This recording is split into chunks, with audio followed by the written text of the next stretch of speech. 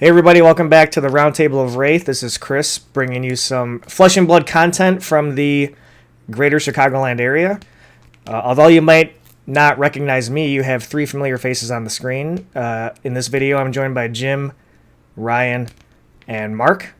And today we are talking about the grandfather of eternity, Oldhim, the old man, the big dog, the head of the table. So, Ryan, how are we doing tonight? Dude, fucking great, man. Just moved out of my house, which is something that I don't recommend to any of my viewers. Stay where you're at. Live with your parents forever if you can. But other than that, ready to talk some old man stuff. Love it. Love it. Well, congrats on the move. Very exciting. James? Today was a good day. Got outside, did some things, and now I'm ready to talk about this old guy who is our newest Guardian character. That's right. That's right. Mark, how we doing? A little pissed off. The Blackhawks defense sucks. Yeah. Stop watching hockey. Yeah, maybe that's your first problem. Perfect segue into Oldhim, whose defense is awesome, and he's on ice. Okay? That's true. Whoa. Man, that's incredible. That's incredible. So, Wow. speaking on Oldhim, on the Fab TCG website, if you go to the website and go to the heroes page, they have a little, summary or overview of all the heroes, and they have a little blurb kind of about Oldhim. So it says, "Shield up. Oldhim has stood the test of time, as old as the eternity itself. He has endured many a grim battle with the aid of his legendary shield, Stalagmite, Bastion of Eisenloft." So do we know, is the Rampart of the Ramsad just a nickname for that stalagmite, or do we know what that means, or? Nah, we're getting that eventually. Okay. That's this. The Rampart's just I think a holdover. Oh, it's a generic Guardian shield. I see what you're saying. Right. Generic, but also legendary. But yeah. Right. Gotcha. So we can look forward to seeing what the stalagmite is, I suppose, in the future. And Oldhim, he gets his energy from the essence of earth and ice. So it says, the essence of ice. In ice's merciless grip, time stands still, history preserved. Oldhim channels the essence of ice to slow the pace of battle, sapping the enemy's resources over time, for Oldhim is well equipped to fight a battle that lasts an eternity. He sure does. And then the essence of earth, it says endure, period. Wow, what a lead. The mightiest Sequoia towers over the forest because it endured. What? Oldhim channels the essence of earth to stand tall and stand the test of time. So I guess with that promo in mind, we can see that he has a once per turn defense reaction, which costs $3. If an earth card is pitched this way, prevent the next 2 damage that would be dealt to Oldhim this turn. If an ice card is pitched this way, the attacking hero puts a card from their hand on the top of their deck. So the first defense reaction we've seen printed on a hero to this point. But, if newer players, if you're familiar with Bravo, the Guardian from Welcome to Wraith, kind of had a defensive type theme, and obviously Oldhim is playing right into that kind of Guardian theme, but he's also pulling from the ice and earth elements. So, Ryan, as you are our table member that's had the most experience playing with Oldhim, what's your sales pitch here? Why do you think Oldhim is someone that should be kind of paid attention to? Sure. I think he's incredibly strong. I think that his ability is like something that we obviously have never seen before, and also lends itself to kind of just being super versatile because you get benefit out of pitching earth or pitching ice, which is really cool. It's similar to Lexi almost, where she has the benefit from lightning or ice, whichever you flip over. But the cool thing with Oldhim is that if you can underpitch whatever, if you underpitch an earth card and then finish it with an ice card, you get both effects. And so his deck building is a little bit more, I think, complicated than Lexi, where she wants to kind of turn to one element or the other. Oldhim kind of welcomes going for the dual element thing. So Yeah, he's been a blast to play. I think he's super tricky to play. I think that his ratios have to be paid attention to a little bit more than the other two heroes. You can't really, where Lexi, you can kind of steer into one element. Briar, you can steer into one element. I think Oldhim really wants a little bit of a combination. I could be playing him wrong, which is something that I do quite frequently. But he's just awesome. I think he's great. He's awesome to play. He's super defensive, but also packs a major punch when he has to. Yeah, so he's been a blast to play. Yeah, so I guess kind of on the other side of that coin, Jim and Mark, you've had some experience versing against Ryan on his Oldhim. So, Jim, kind of, again, surface level pitch. What do you think from your perspective going against the hero? What are some of the greatest strengths about Oldhim, just kind of as a general pitch? As someone that plays pretty much like exclusively Lexi right now, the putting a card from your hand on top of your deck is a pain because Lexi is a character that does want to arsenal that ice or lightning card every turn.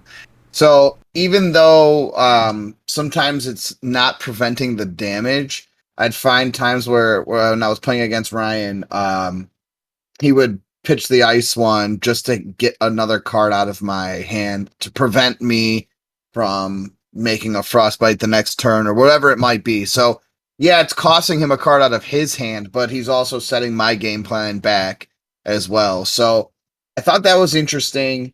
And to piggyback on what Ryan said, I think of the 3 new heroes we got, he probably is the hardest to build and do correctly, because I think Ryan is right. I think he does kind of require both elements, where with Briar and Lexi, we've seen them lean into one. So I agree. I think the ability's cool. I do think maybe the one downfall is like if you get a newer player with this character, things are going to move super slow. You're going to time. You're going to time. Yeah, like things are going to move super slow. So right off the bat, he might take some time to practice, and some of your games are going to go to time because maybe you're seeing the rate of play decrease when a character's main function is a defense reaction. But aside from that, I think once you get a hold of him, like Ryan said, he can be pretty aggro as well. So pretty interesting hero that it'll be interesting to see moving forward if there's an Oldhim version that emerges as like the favorited option, or if there's something out there that the community hasn't really seen yet. Sure. Mark, anything from your Runeblade perspective? He's just annoying. Like, same with like Bravo. Just like they just eat all your damage and stalls you up. And then the worst thing about Oldhim is he makes those frostbite tokens with his weapon, and that just sucks for Chain, man. That sucks. Yeah, I guess, Jim, to your point about, maybe not being the best for new players, I think that kind of holds true to all of these heroes from Tales of Aria.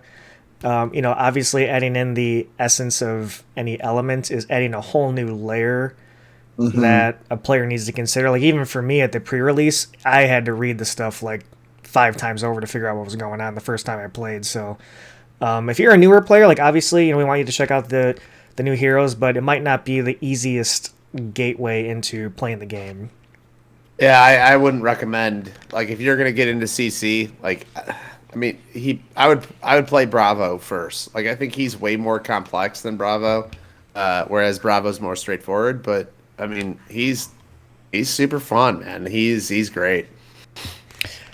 So I guess with that kind of general overview of Oldhim on the table, our agenda tonight is to dive into all of the Elemental Guardian cards, and then kind of go into more of the specific Ice, Earth, Guardian, cards kind of that maybe would play into Oldhim for different builds. Or I guess, Ryan, you have some good insight into maybe what the balance would be of these different elements as we go through. So with that in mind, though, I'm going to throw you guys a little curve here. I'm going to throw you guys a little 3-1 off speed, try to catch you off guard here. So part of Oldhim's package is the token weapon, which is the Titan's Fist.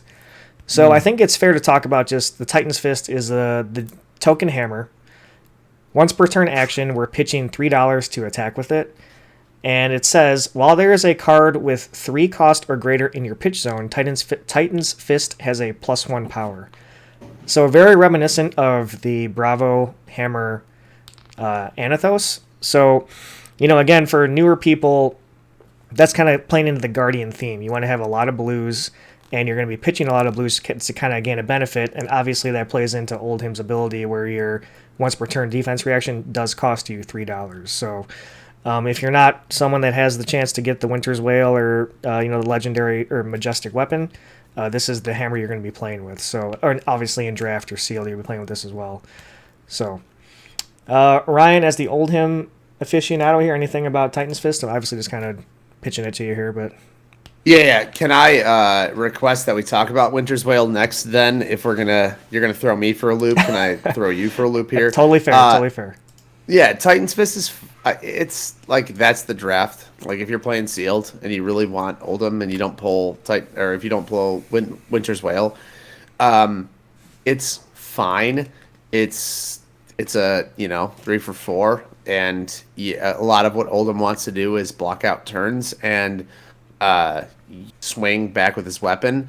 The thing that people have to note that have played Bravo before is swinging with 4, whether you're swinging with the Titan's Fist or Winter's Wail, is way different than swinging with 6 that we're accustomed to with Anathos.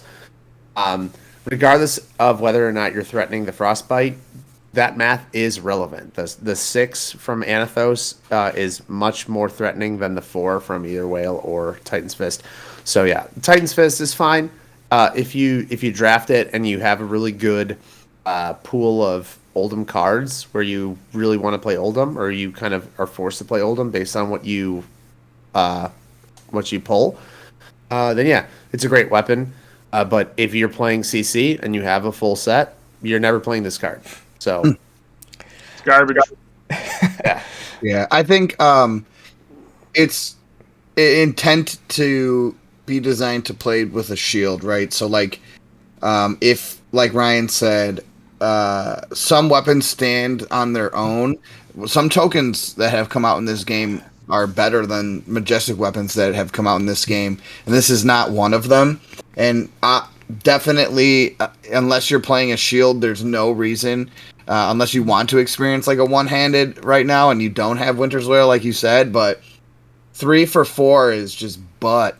And the shield, you'd have to ask yourself, does the shield in your offhand make up for the 3 for 4? And I don't know if it does. It's kind of bad. Sure doesn't. Yeah, so I guess on that note, we will move on to the hammer that you should be playing, which is the Winter's Wail. So Winter's Wail is the majestic hammer. It is a one-hander, so you're still allowed to use the shield in the offhand.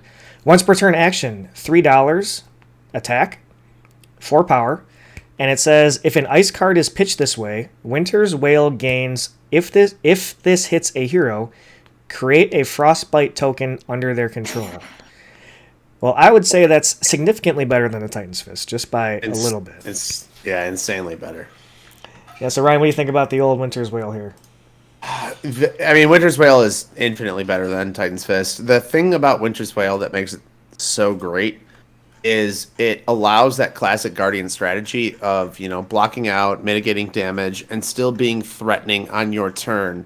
Anathos is a 6 damage threaten, where it's like, oh my god, 6 damage is a lot. This is 4 damage, which is considerably less significant, but also really messes up your opponent's turn, where they have to consider blocking this out. So if they don't have, what I've found is if they don't have a defense reaction like, Sink Blow or Fade Foreseen, you're getting equipment potentially in inopportune times for them. Like, they don't want to give up their hand, so they give up equipment, which is never a bad thing because you're usually setting up dominates for late game. And then regardless of what they're trying to do and throw back at you, you can usually mitigate back again. So even if they keep a full hand, you can severely limit the amount of damage you're taking. And we'll talk about a bunch of cards that, help with that. But yeah, Winter's Wail, significant. It's so much better. It's so much more threatening. It's just incredible at what it does. Jim or Mark? I pretty much feel like you either block 4 or you don't block at all. Yeah. That's as a player playing against it. Mostly, there's no reason to throw 1 card at 3 and then just take 1 damage and still get the frostbite. So you just either block all 4 or don't block at all, and the frostbite just sucks usually. So it takes time then because you got to read your hand and be like, do I got enough money to pay for the frostbite and do what I got to do? And when you don't, then it just blows up your hand at that point. But it's 10 times better than Titan. Depending on the deck you're playing, it kind of feels like a catch-22 because either you're using cards from your hand to block it, or you're getting the frostbite and potentially more on top, you know? Or I feel like there's got to be times when you want to use... Let's say you have 1 ice card, 1 earth card in your hand, and you want to use Oldhim's defense reaction ability. And then when your turn comes... like there has to be times when you don't always have an ice card to pitch for this, and then it's really bad. Like, it does come up. Yeah, that has to happen from time to time, and that has to feel. Then it's Titan's Fist. Then it just feels like Titan's Fist, and you're like yucky. So I think managing Oldhim in a way that takes advantage of every time you do swing this. It's threatening that frostbite has to be important because, like Mark said, you're either taking it or you're not, and you're not usually going to block with a card and an equipment unless you absolutely have to. It has to be. It has to be an ice blue, which is there. As we're going to talk about, there aren't many ice blues that block for 3, so it's like you have to if you're going to block out your entire hand and just plan on swinging this back and not set up Crown of Seeds or anything else, it's not that great. Like, you have to have a reason to want to swing this. Like I said, it's not like Anathos. This isn't where your whole strategy can be swing for 6 and just completely chip away. This is a lot less threatening than Anathos, and that's something that people have to keep in mind.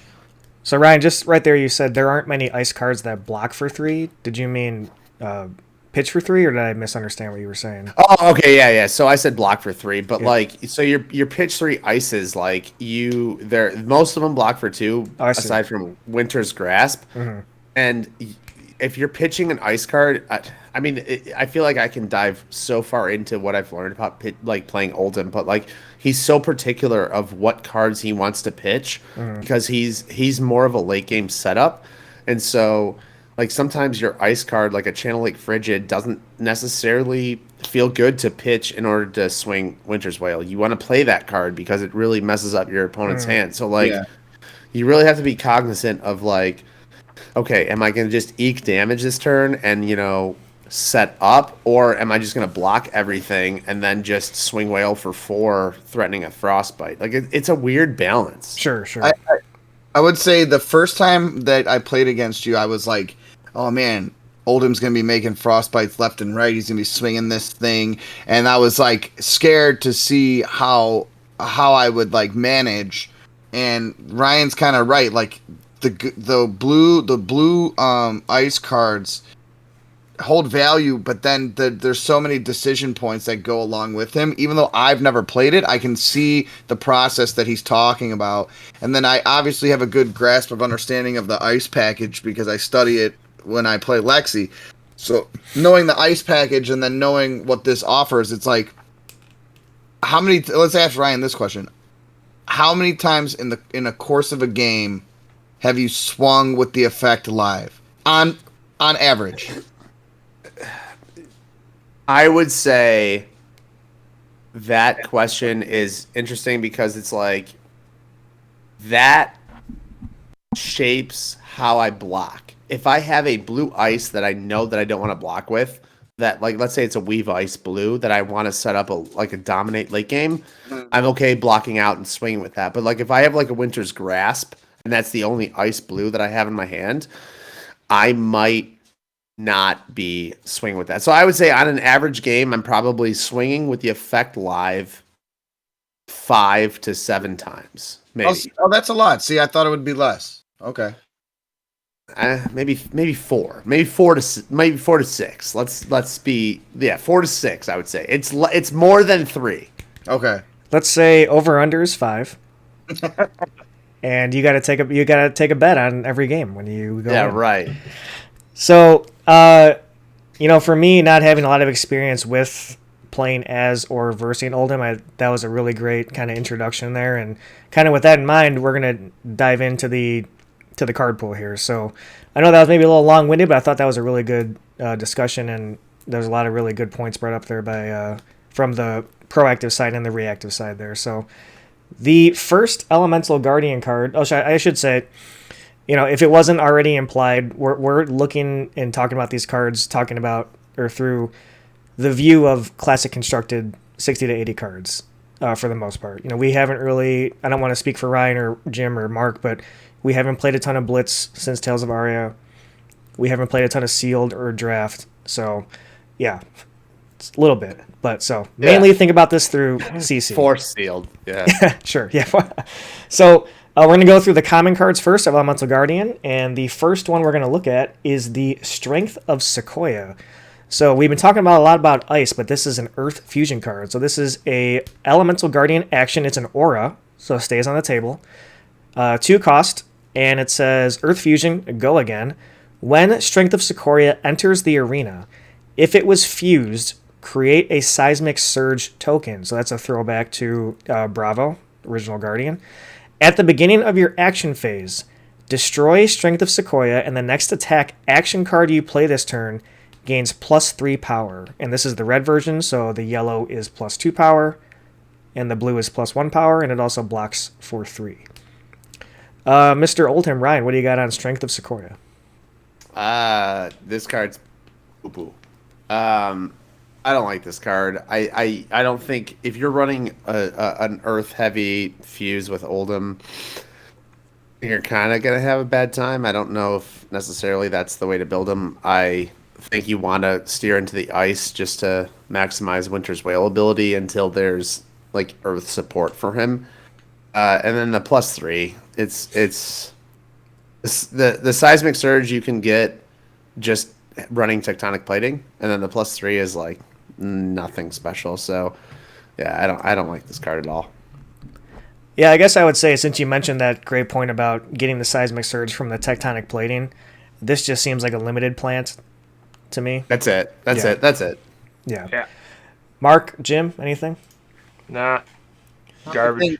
She pushes big weight, dog. This chick is ripped. Like, throws weight around the gym, dude. That is true. She's one-arming that fucking hammer, man. Hammer, yeah. I would say, maybe it's probably a limited plant, but maybe if you wanted to try to be a little bit more aggressive with him, I don't know if, and let's think about this through the lens of like Oldhim. This is going to cost 2 to play, so that's, you're pitching a card, you're playing this card, and then you're going to have that card to fuse with. And he's playing defensively, so I think you really want to pick and choose the spots in which you fuse a card when you decide to keep a hand or to keep at least 3 cards. And this doesn't seem like something that I would be willing to take damage and let the other player advance their game plan. For me to hold on to enough cards to play, fuse this card just to set up my next turn, I think. Yeah, that's a good point. I think maybe the biggest takeaway here is if you see this person at the gym and they ask you for a spot, you better give it to them. I got it. Jimmy Swole's over there. No, Gonna spot this chick. This girl has got it, man. Jimmy Swoles is going to be swinging her hammer any day. For sure. All right, so after Strength of Sequoia, we are moving on to the Emerging Avalanche. This is a 2 cost. Again, it's an aura, so this is kind of the ice version of the Strength of Sequoia. This is the Elemental Guardian action aura. 2 cost, Ice Fusion, go again. When Emerging Avalanche enters the arena, if it was fused, create a Frostbite token under target hero's control. So opposite of the Seismic Surge, we're ice fusing, we make the Frostbite. At the beginning of your action phase, destroy Emerging Avalanche. Then the next attack action card you play this turn gets +3 power. 3 block. So everything is the same as Sequoia, except for the fusion token creation. Ryan? Yeah. So here's the thing about this. Piggybacking off of what Jim said, I loved this card when I first built my Oldhim deck. Because Oldhim doesn't have access to uninterrupted frostbite ability. Like Lexi just flips a card, you get a frostbite. This is his opportunity to have an unconditional frostbite token, which is great. But the thing that I realized is Oldhim wants to play a defensive game plan, right? He wants to pitch for seeds, he wants to pitch for the shield, he wants to pitch for other things and his ability. So to keep a hand, you have to have a pitch, you have to have this card, you have to have a fuse. That's 3 cards that you have to have in your hand in order for this card to be active. And it just wasn't reliable enough for the benefit of a frostbite and a +3, where you can swing whale and threaten frostbite on hit. It's not the same thing, but it's better and it's more significant. So this card is, again, probably better in limited format, but if you're running a constructed game plan with what Oldhim wants to do, this isn't reliable enough. So yeah, I have cut every copy of this card, and I would not play this in any constructed event. Makes sense. I feel like Jim, you would know this better than I would, but it feels like it's kind of reminiscent of the card, the confidence card that buffs the next attack for Bravo. It's like an aura like that emerging dominance. Yeah, emerging dominance. Yeah, something like that. But it's like, you play the aura on this turn, and then next turn you pop it, and you get, an attack buff kind of thing. So, but Bravo has an easier time playing those types of auras because of what Ryan just said. Bravo can block with 2, pitch 1, and play this. This is, you're not making. So where does it say if it was fused? So I guess you can play this for +3. For the +3. You're not doing that. Yeah, you're not doing that. So to piggyback on what Ryan said, it's everything that Ryan just said and what I said about Sequoia is the same thing here. Sure. Mark? I feel it could be kind of cool if you have more of an offensive Oldhim, which I know you guys aren't playing, but I feel like if you build an offensive one, this is kind of cool because it creates that frostbite. This is better than Sequoia. Yeah. Yes. And I also kind of see a little Arknight in the background there. I don't. You know what? Honestly, I kind of like the art style here. It's just something different that's not really traditional to the Flesh and Blood art style so far, so I'm cool with that. But the Avalanche is coming down. All right, we are moving on to the next card is Snow Under. So this is a 3-cost Elemental Guardian attack. It is a 7-power, 3-block, Ice Fusion. If Snow Under was fused, it gains, if this hits a hero, create a Frostbite token under their control. And the flavor text here, he stood unyielding as their blood turned to ice. Yikes. Yielding. That's right.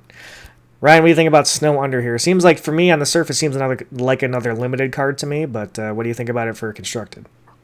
I love this card. Oh yeah, I do. I love the 3 reds. This is kind of my not tech, but this is kind of my flex card. I've seen people run the yellows in their list. This is perfect with tectonic plating. If you have a surge, a 2-cost 7 with this threatening of an on hit is just fantastic. I really like this card. The 7 is perfect. The 3 is perfect. It's not too expensive because you're always running blues, and usually 1 pitch, play this card, have 1 more card in response, and you never hate blocking with this card either because this isn't a part of your game plan. This is not your win condition here. So if you have to block with a 3-block Snow Under, you're fine with that. This isn't like an Oak and Old or anything like that. It's just a beautiful card that I really like.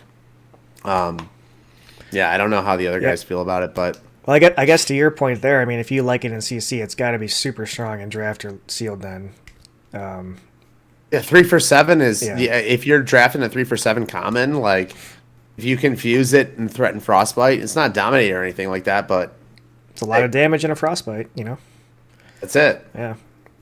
Jim, have you ever been snowed under from Ryan?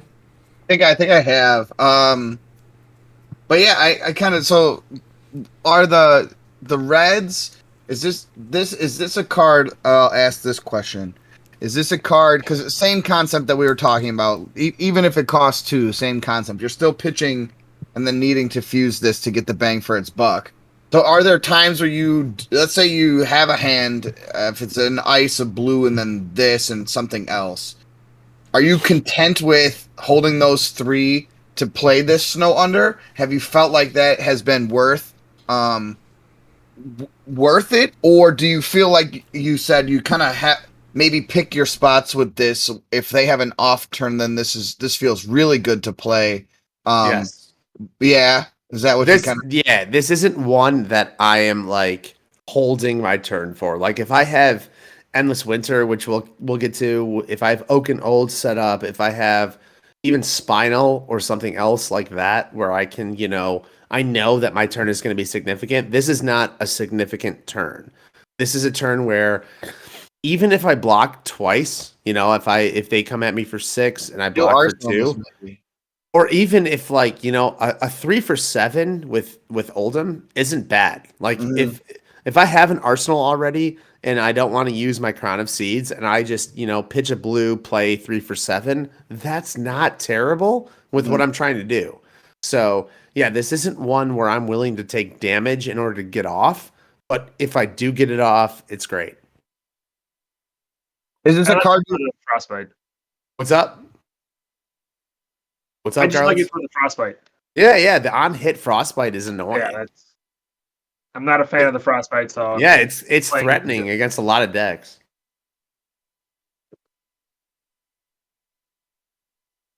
Chris, I can't hear you. We lost your audio. Oh, Chris sorry. is muted. I was gonna say sometimes, as we all know, the frostbite it just puts you under the snow. Nothing you can do about it.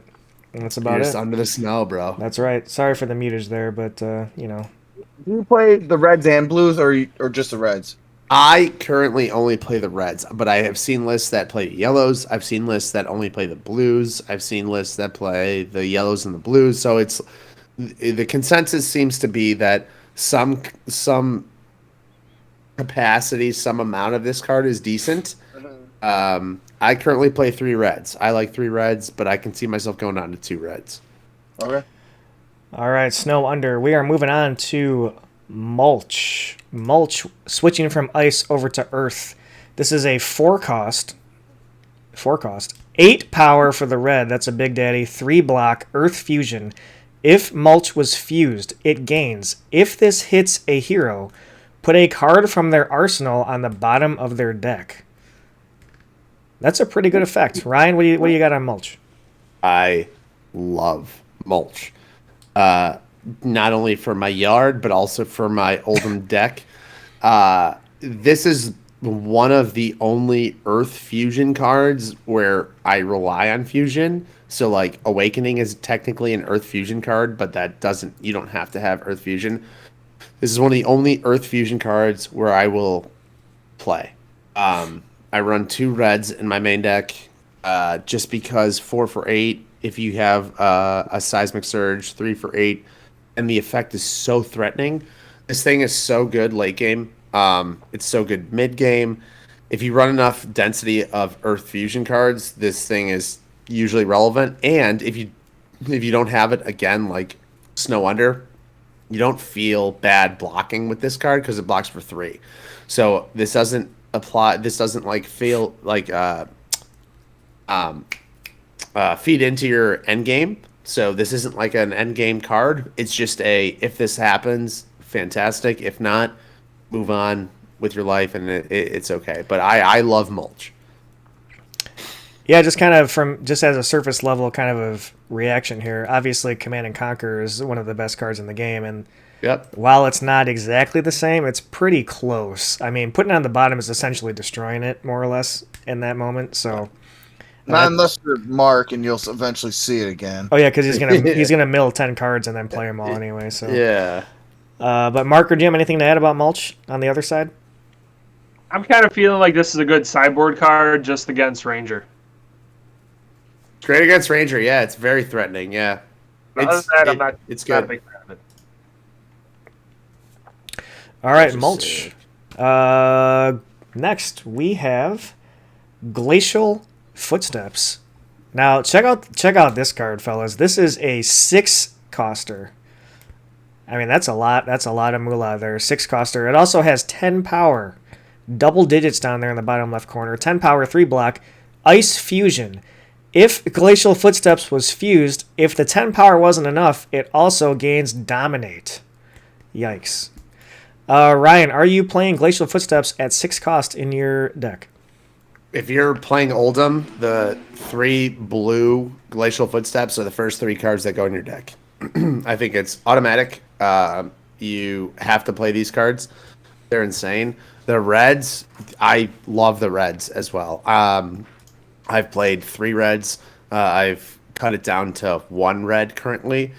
But I put the 3 in, the 3 blues in. You have to play them.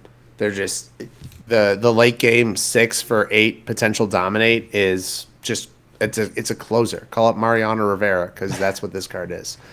Yeah, so on the screen here, I just pulled up the blue so everyone can see the blue. Yeah, 6 instead of, so obviously the red is 10, the blue is 8, so. Yeah, but even the reds, like you can get away with playing a red or 3 reds because 10 power is insane. Like 10 attack is 10 attack. If you have 2 blues in your hand and you just throw this out, even if it's not fused, your opponent has to do something about that because 10 is it's insane. Yeah, that's a lot. Quarter of your health. Like you have to do something about it. The dominate doesn't even matter. If you have 2 blues, it's just 2 blues. Boom. Yeah, Move on with your turn. I like it. Jim or Mark, anything on the Footsteps glacially? I would say this card demands attention because it's the closer, like you said, Ryan. It's the Mariano Rivera.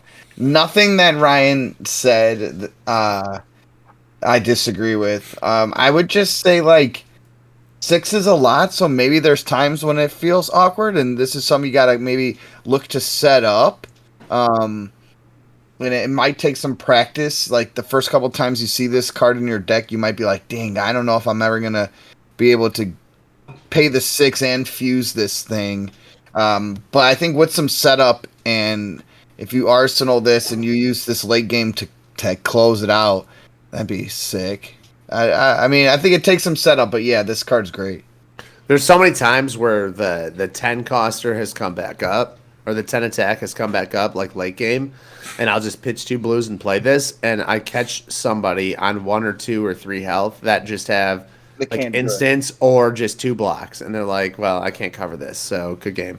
Yeah, like sometimes it comes around, and even without the dominate, they're like, I can only cover 6, and you're attacking me for 10, like, and you win. Yeah. So just to clarify, a lot of 2 blocks going around this format. A lot of 2 blocks. So Ryan, just to clarify, you said you're liking the 3 blues and then some amount of reds in your deck. Yeah, the 3 blues, 100%. You have to run all 3 if you're running Oldhim, and then I would say 1, 2, 3, even 0. If you don't want to run the reds, you don't have to. But I run at least 1. Gotcha. I mean, imagine this card in like limited format. That's like half your health. You could be smacking them with just like, look at that. It's a common card, so it could be like in all the packs and all the world. Hey, smack you for 10. 1 red is half of a blitz. Blitz game, yeah, that's nuts. That's nuts. All right, I guess we kind of seen a theme here about kind of swapping back and forth between like an ice version of a card and kind of an earth version of a card, if that makes any sense. So this is Entangle. This is a 3-cost earth fusion. The red is a 7 power, 3 block. And I guess kind of flavor-wise here, we're getting entangled in the brush here. If Entangle is fused, it gains, if this hits a hero, their first attack during their next turn has -2 power. Ryan, what do you think about Entangle? The Destiny version of Entangle was much better. Pitch 2, remove 2 and 1, much better. This card's fine. You're not building an Oldhim Earth, or at least I'm not. So I don't care about this card.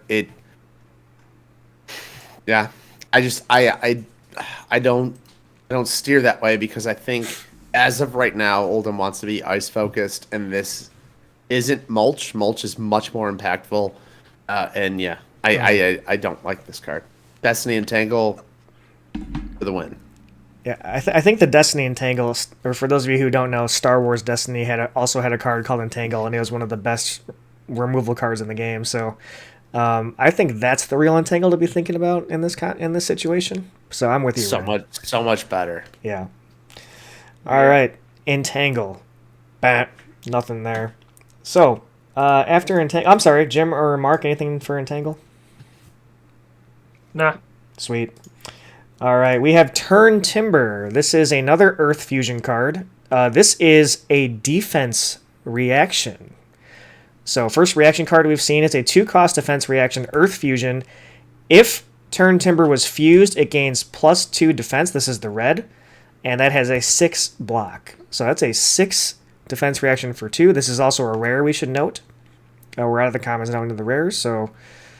Ryan, so I don't want to speak for you, but you said you're kind of not on the Earth Fusion, so I'm guessing maybe you're not leaning towards Turn Timber as well, considering it is an Earth Fusion card. However, it is just a 6 defense for 2, so what do you think about it? I'm going to bounce this one to Jim first to get his Guardian Bravo opinion before I make my Oldhim reactions here. I want Jim to note what he thinks first.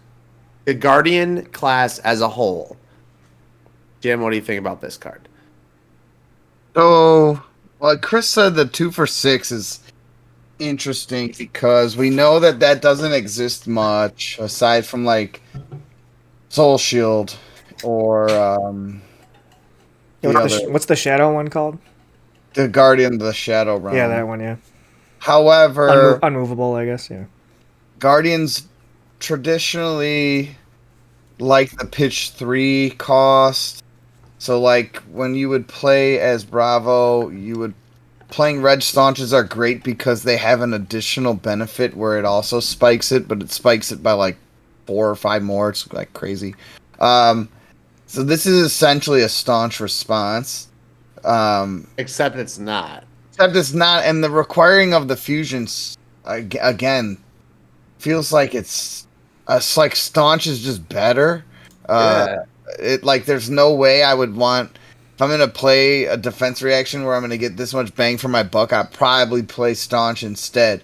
And then I think that's a question that you have to ask yourself, if I'm playing staunch instead, is it worth it? I don't see if it's fused, get +2 is something that's super valuable in classic constructed. So I don't like it, but I don't know if I have an informed decision.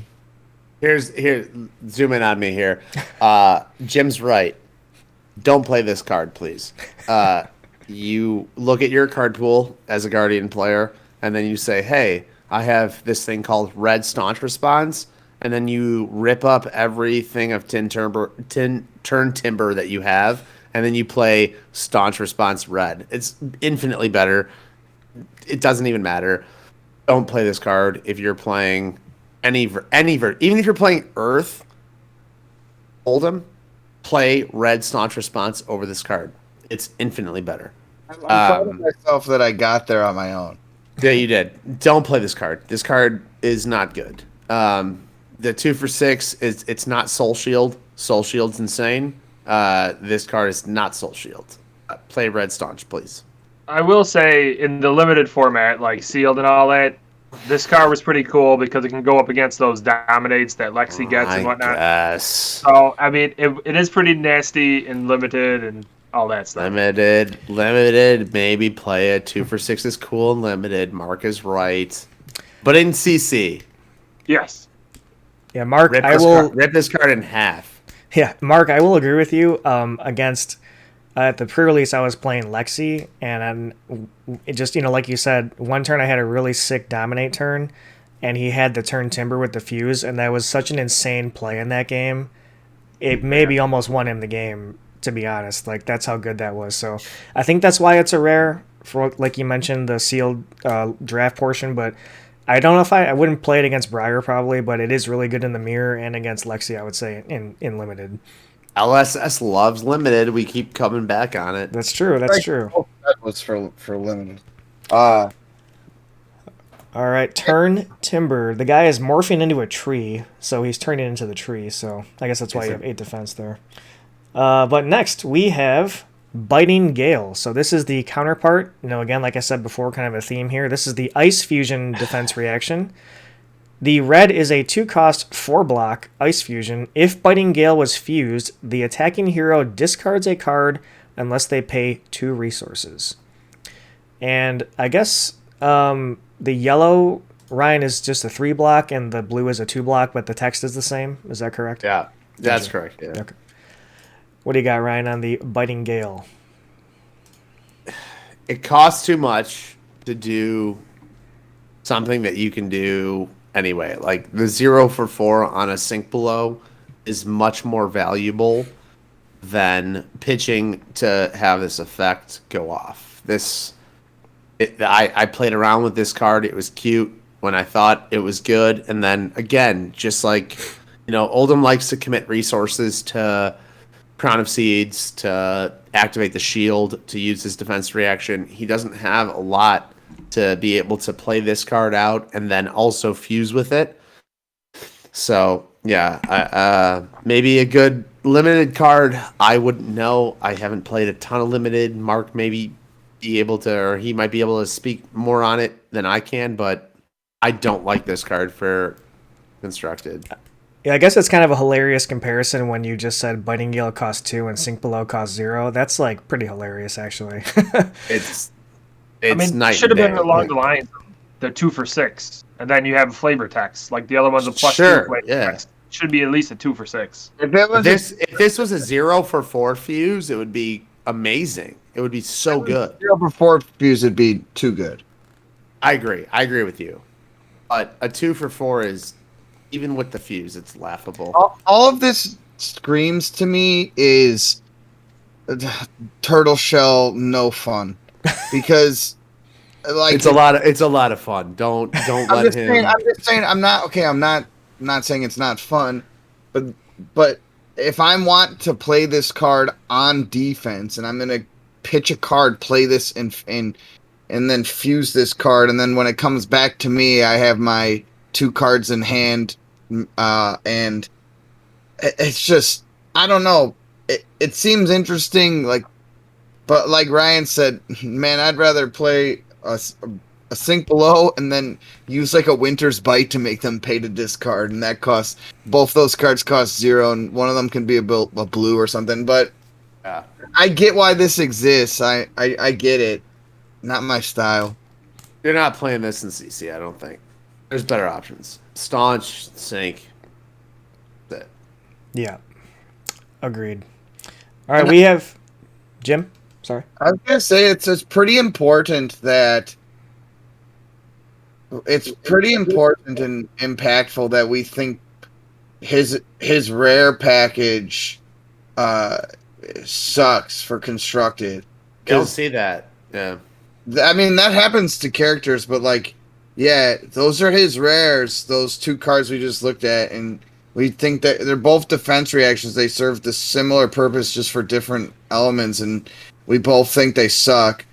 Well, not suck, but just for what you're trying to do in Classic Constructed, we view them as suck. And that's interesting to me because that doesn't happen often, where the rares are just poop. Yeah, I mean, not to be a broken record, but we always go back to, even in your Lexi video with Levi and Sam, you guys were talking about how they clearly are designing with limited in mind. Yeah. So putting these defense reactions at rares, I mean, if you have a draft pod of 1 booster box, you don't want this to be a common, because it would be everywhere, like both of them.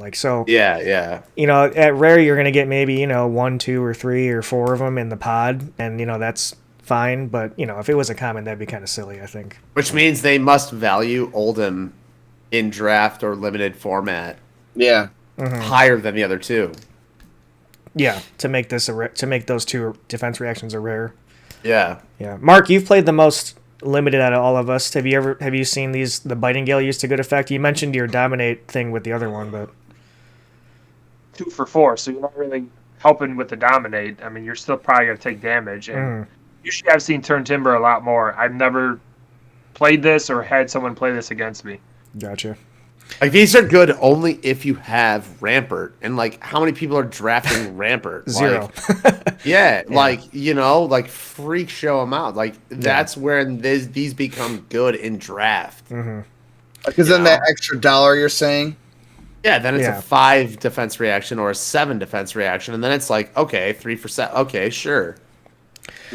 Well, to quote the flavor text here from Valgart Horfrost, better to fight and fall than to live without hope. I love that quote. That's what I live by most of the time. I'm going to get that tattoo on my throat. Yeah, that's my mantra most of the time, yeah. Yeah. All right, so we are moving on to the big daddies here. We're moving on to the Majestics, the M's, everybody's favorite. The first one is Awakening. This is a 2-cost, blue pitch, Elemental Guardian instant. Ooh, first instant we've seen. And this one is an Earth Fusion. It has about 15 paragraphs of text here. If you have less health than an opposing hero, create seismic surge tokens equal to the difference. Okay. If Awakening was fused, instead create twice that many seismic surge tokens. Holy moly. Next paragraph. Search your deck for a Guardian attack action card with cost less than or equal to the number of seismic surge tokens you control. Reveal it. Put it into your hand, then shuffle your deck. So I guess the first clause maybe being the more important one, because that is conditional then for the second part of the card to be effective. So just to repeat, if you have less health than the opposing hero, create seismic surge tokens equal to the difference. If it was fused, you get twice that many. And then after you do that, search your deck for a Guardian attack action card with cost less than or equal to the number of seismic surge tokens you control. Ryan, are you awakening or are you passing on this loft into the heavens here? Oh, I'm waking up, baby.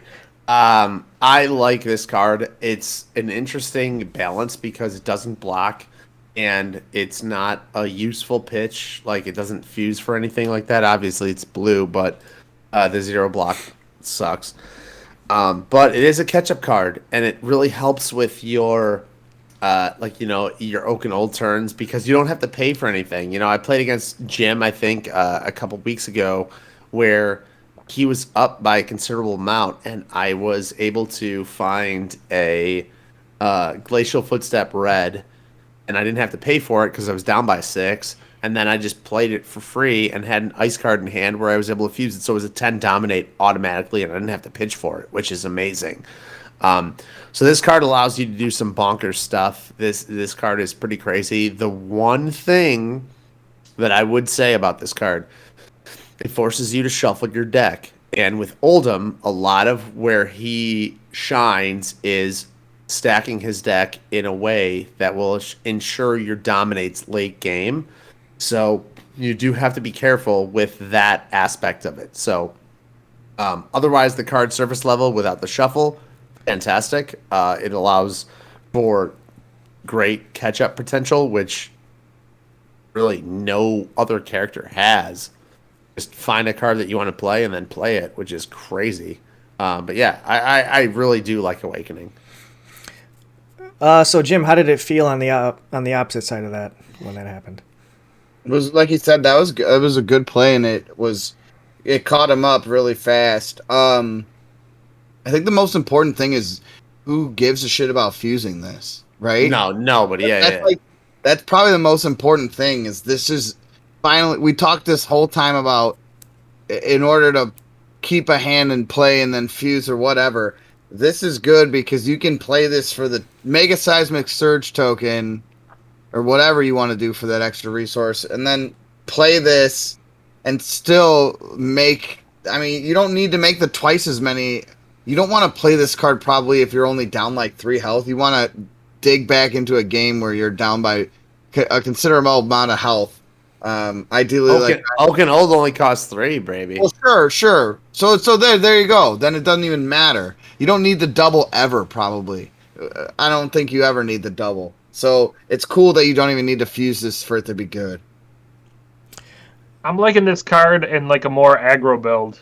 Like I feel like you'd be taking a lot more damage, and then when you want to come at them, you play the sucker, and then you can get some nasty turns going. Yeah, this thing can lend itself to some really nasty turns. Yeah, so if you stuck with us this far and you're kind of a newer player, most classes have a card that lets you search your deck for something. So this seems to be obviously the Oldhim card that lets you search for a card. But yeah, it is kind of crazy that essentially when you're not going to play it if you're not getting value. So the fact that you get to play the card for free, essentially, that you get to find is pretty crazy. That's pretty high ceiling there. And then, as Ryan mentioned, Oak and Old is another majestic that only costs 3 and, surprisingly, is a great target for an Awakening search. So Oak and Old is a 3-cost attack action card, majestic. It is a 7 power 3 block, and it only comes in red. Earth and Ice fusion. So this is the first double fusion. I mean, in Tales of Aria, every hero has 1 double fusion card. Correct me if I'm wrong, but as an additional cost to play, you may reveal an Earth and an Ice card from your hand. If you don't do that, you're not getting the bottom text, which says, if Oak and Old was fused, it gains +2 power, dominate, and if this hits a hero, they put 2 random cards from their hand on the bottom of their deck in any order. Talk about taking a beat. Ryan, what do you think? Oh, man.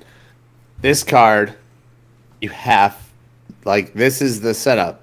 Like, you, as an Oldhim player, set up your entire game end with these cards. If you get this off randomly, you get this off randomly. This is one of those cards Jim, alluded to earlier, right? You take damage because you're getting this card off. This card is insane, right? I know it's hard with the Earth and Ice. That's where the balancing of how many Earth cards, how many Ice cards do you run, all that stuff. But the payoff there is crazy. This card is worth it. It is an absolute game changer. It's a game winner. It is, the Earth and Ice thing, it's worth building around this card. This is why you run both in Oldhim and not the other heroes, because the other double fusion cards aren't as impactful. Oak and Old is. You run this card, you run cards to set this up. You as a player set this up with your pitches and stuff like that. It's a game winner. This card's insane. This card is insane. Yeah, very reminiscent of the Bravo card, Crippling Crush. 3 pitch, 7 attack. It's better. Yeah, I would say, but it is better at the expense of having a more difficult clause to fulfill. Sure. So, which is fair. But yeah, this card is completely busted. When you're on the opposite end of it, what are you going to do? You're screwed either way. Either you block it, and 3 for 7. 3 for 7 is still good value. I've played this card, although I'm not gonna. Sometimes you have just this card in a blue, and you play this card in a blue, and it's still threatening. 3 for 7 is still threatening. It's still solid on its own, but when you confuse, it's sure crazy. Marker Jim, I hate it. It's a great card mid to late game, as he was saying. Even if you get this off mid game, it kind of turns the table because you're going to have to block it or else you lose 2 cards, and then the tempo kind of shifts back in Oldhim's favor. So you just hope that they don't have an Earth and Ice card in hand at the same time. Yeah, it seems like, I'm not really sure what's going on in that picture, but it seems like he's kind of getting baptized in a sense, or he's getting hardened by the elements there. Yeah, he's slamming a door. I think the Awakening, he just woke up from his very old sleep and he came out of the outside. And he's pissed. you use it, yeah, he's like, come on, dogs, I'm trying to sleep. But I think, like Ryan said, it's extremely good, and I think this is the only double fusion that consistently happens. At least from my, it depends how you build your deck, right? Like everybody can do their double fuse if they build their deck that way. But this double fuse seems like it happens often because, like we alluded to, it seems like Oldhim wants a hybrid build to some degree, whereas the other two seem like they have to commit. So like in my build, I can't even play my double fuse because I don't run any I'd run some, but not enough to where I'd commit a deck slot to that card. Mm-hmm. This is good. This is the setup card. It's really, really strong. I don't have anything I can't say about it. Then you run 3, or do you run like 2 only because of the claws being so hard? Right now, I run 3. Yeah. The thing with Oldhim that other heroes don't get is Crown of Seeds. I get to put a card on the bottom. Sink Below. I get to put a card on the bottom. Like I'm constantly pitching for Rampart. Put a card on the bottom. So like. You get to set this card up so easily, and you're always going to get to that card like late game. If you're running like a lean 60, you're always blocking or pitching or playing cards. You're always getting to at least a setup. I was playing Zemo. Shout out Zemo. I was playing Zemo, and like after the game was over, I flipped over my deck, and I had Oakenold, Blue Pitch, Earth, Winter, and then like scroll down, Oakenold, Blue Pitch. Like I had set up all 3. I didn't need them, I didn't play them, but I had set up all 3 throughout the course of the game, and it's not hard because you're constantly pitching with him. This card's not difficult to set up or get off. Mm-hmm. That's what we're looking for. And yeah, shout out to Zemo, Derek, one of our local community members. Always active in the chat, making stuff happen. Kind of like this next card, which, I guess before we finish on Oakenold, just seems like kind of the highest payoff you can get as far as attacks go for Oldhim, but that's where you want to be. I don't know. This next card pisses me off way more. Yeah, start with Jim on this one. Start with Jim on All this right. one. We are at the Endless Winter. This is a... What, Jim? Mark was chanting something, but I couldn't hear. Gotcha. This is the Endless Winter. This is a 4-cost attack action. It comes in red as a majestic. 8 power, 3 block. This is Oldhim's specialization. So you can only play this card in your deck if you are Oldhim. It is Ice Fusion. If Endless Winter was fused, whenever the defending hero adds a defending card to this chain link, create a Frostbite token under their control. That's including annoying. equipment. That's annoying. If Endless Winter hits a hero, until the end of their next turn, whenever they activate an ability, create a Frostbite token under their control. James, the winter does truly seem to be endless here in Chicago sometimes. So what do you think about this in the Oldhim deck? Dude, I think this is like so good. Like almost better than the double fuse because it doesn't have to be double fused. If you have a surge, then this only costs 3, and to fuse it with just a single ice is way easier than a double fuse. It's a damned if you do and damned if you don't card, and I love those, especially when I'm playing Lexi, because it's very similar. Like, you're damned if you block it, and you're damned if you don't. Like, she's constantly putting people into that situation. So this card is awesome because it puts the defending player, you can say to yourself, okay, I can take the 8 here, and then whenever I do an ability, it makes a Frostbite. And so, let me do math. There's so much math in this set. So then you're looking at your hand and you're like, okay, if I still want to do my hero ability or activate however many abilities you want to do on a turn, can I afford my turn? No, probably not. To make Frostbites, whatever. And then if you defend, sure you don't take the damage, but like even because like you can stop some of the damage or whatnot, but then you're making 2 Frostbites again. So then on your turn you have less cards because you've blocked. And then you're still probably not doing anything on your turn because things are going to cost money. So it puts the defending player in a pickle, and like Lexi does, and I love that. Whenever the defending player has to make a decision, they have a chance to make the wrong decision, and sometimes probably taking the 8 is the right call. Sometimes blocking is the right call, and you just play this to see what your opponent does. I think it's really good. Ban it. Oh my gosh, not good.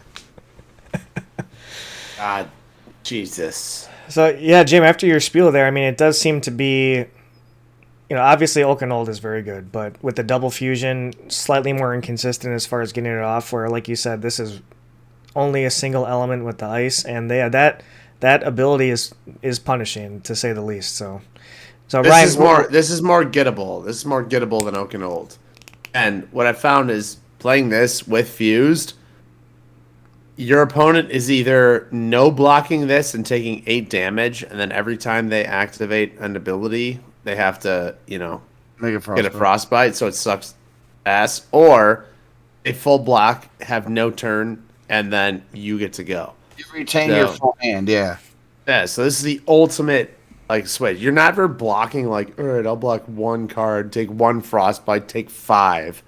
It's you full block or you take all 8, which is awesome about this card. It's a game changer.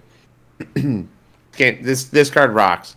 This card screams everything. The reason why you'd want to keep your hand to like we talked about, and then this compared to Awakening, since Awakening's the Earth Fusion Majestic, this is like the game basically telling you be ice heavy, go into ice. And we were talking every time we looked at an Earth card, we were kind of or an Earth Fusion card, we were like, well. And this card alone, if you're gonna run 3 copies of this card in your deck, is them saying Ice Oldhim is the way to go. So, but go mainly ice, but yeah, have some Earth. And so But Awakening doesn't even matter, because how often are you down 4? All the time. Yeah. Right, I'm down 4. My opponent is about to end their turn. I pitch a yellow or a blue. I play Awakening, go grab Endless Winter. I already have an ice card in my hand. Play Endless Winter for free, and then the game is next automatically turn, right? Because the surges don't pop till the next turn. It's an instant, yeah, but it's an instant, so you play it on your opponent's turn. You play Awakening on your opponent's I get turn. what you're saying. Yeah. I get what you're saying. So then the surges pop on your turn. Play Endless Winter for free. Yeah, that's fuse with an ice card. Automatically turn the tide of the game. Mm-hmm. Arsenal your ice card, and then you set up Crown of Seeds for your next turn, and you're back in control. This card it's crazy. yeah, that's a Stone Cold Stunner followed by some Sweet Chin music. I mean, that's it. Back to back banger. No one's kicking out of that. You're not getting. That's a 3. That's a 1, 2, 3. So that is the Elemental Guardian package, the Oldhim package, so to speak. And we're going to move in now to some just either Ice or Earth or generic Guardian cards. So the first one we're going to touch on is the Pulse that fits into Oldhim, which is the Pulse of Eisenloft.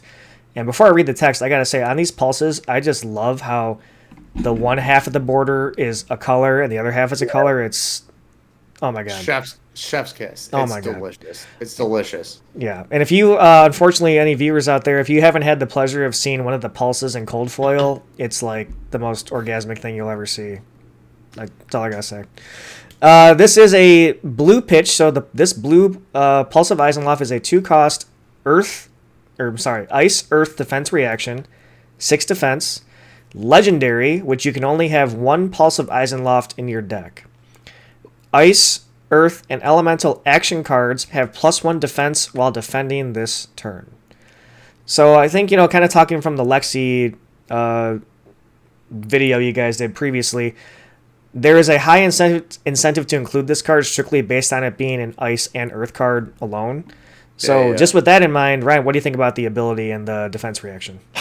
It's so interesting because it's a blue pitch. So you love to see a 2 for 6, but it's a blue pitch and it is the Ice Earth.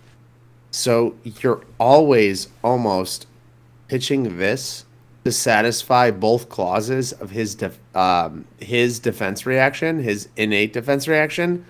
So unless you're in desperation maneuver mode, you're not really playing this for the 6 defense react, right? And after that, rarely are you then going to get off. This is like the +1 ability for the rest of the turn. Like I have never gotten that off. I've pitched it several times in order to satisfy both clauses of his defense reaction, and I've even played this outright in order to stop myself from losing.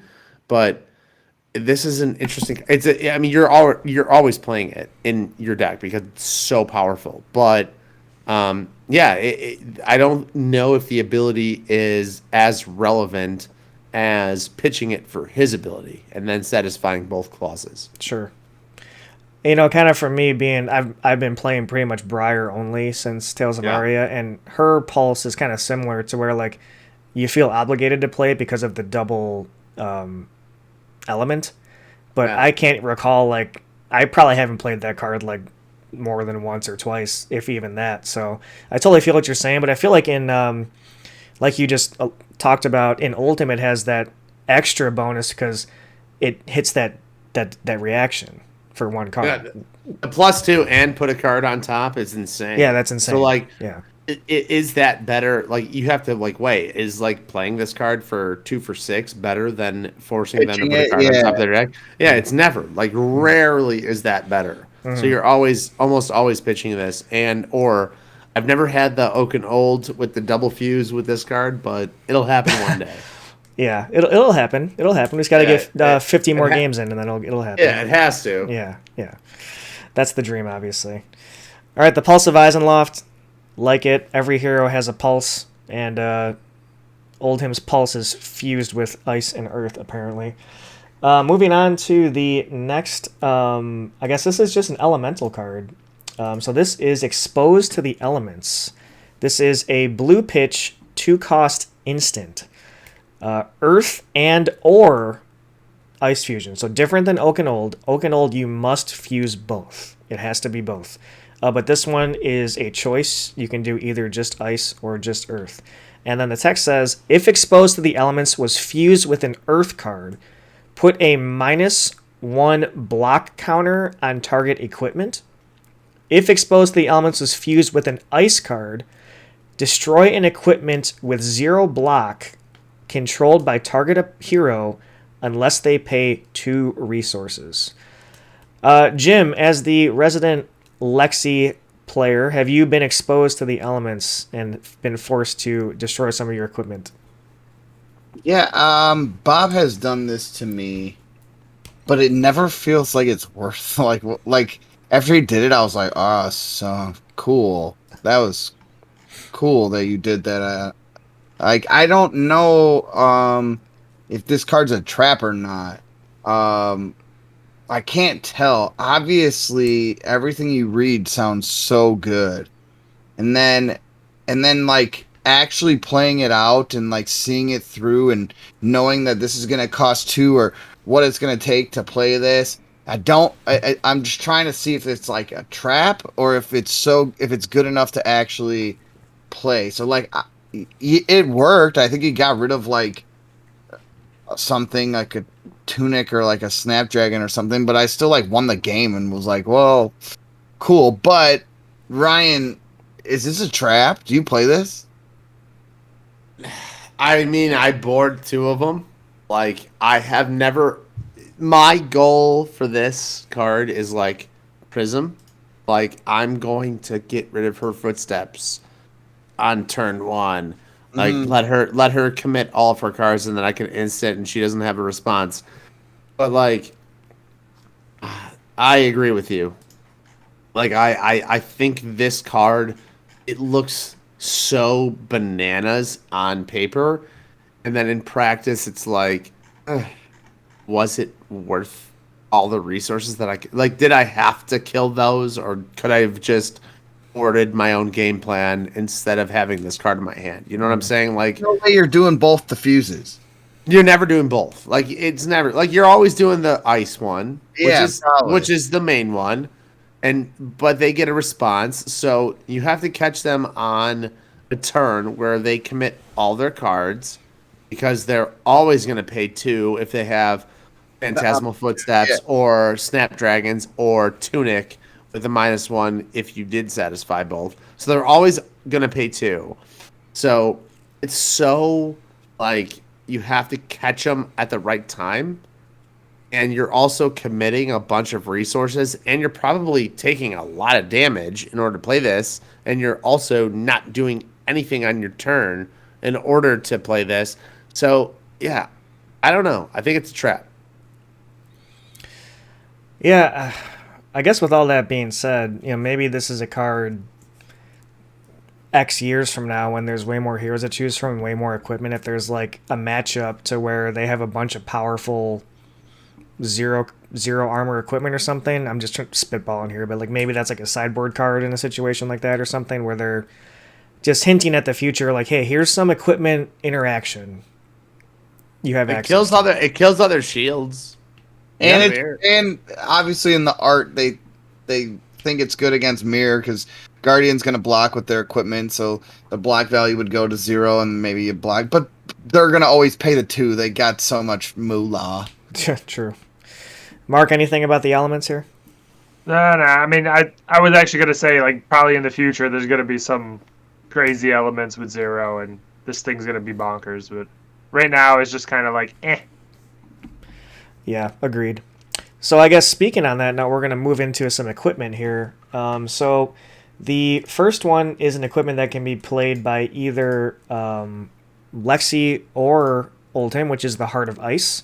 And this is an ice equipment. It's a chest piece. It's a 1-block legendary. It has a once per turn action, 1 resource. Cards and activated abilities cost opposing heroes an additional resource this turn. Super annoying. Go again.